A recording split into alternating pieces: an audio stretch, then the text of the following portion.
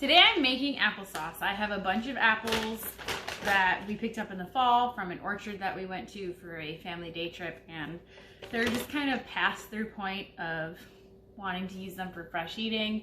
They're getting wrinkly, there's some bruised spots on them. I froze a lot of them for pies. Jace Michael. He is not supposed to be on the counter. He knows better. So I'm going to share my recipe with you guys.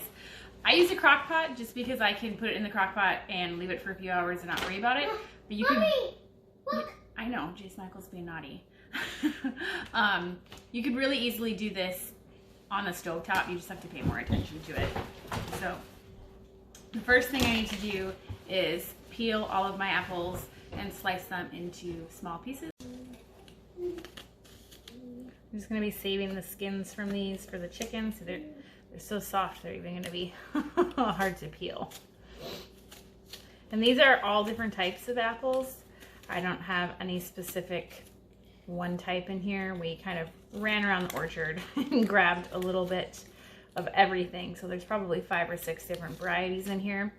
But I think that makes for a more well-rounded flavor of applesauce anyways. It's not all the same kind. And I'm not going to put cinnamon in my applesauce because cinnamon is such a strong, overpowering flavor. I really want to be able to taste the apples, not cinnamon. So if you prefer cinnamon in your applesauce, you know, that's super easy to do, but I would just add, you know, a teaspoon at a time until you got it to the flavor that you like once the apples are all mashed up at the end. So I have my apples peeled and sliced. I do have my 2 tablespoons of butter in there. I have the crock pot cranked up to high. I'm gonna add a cup of water, a tablespoon of lemon juice,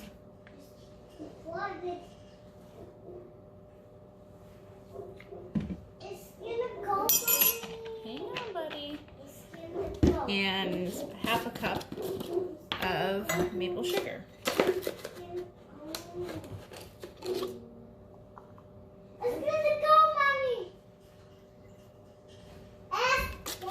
Now this just needs to sit for a few hours.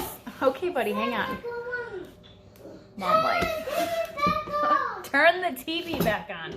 We were watching Curious George and I interrupted.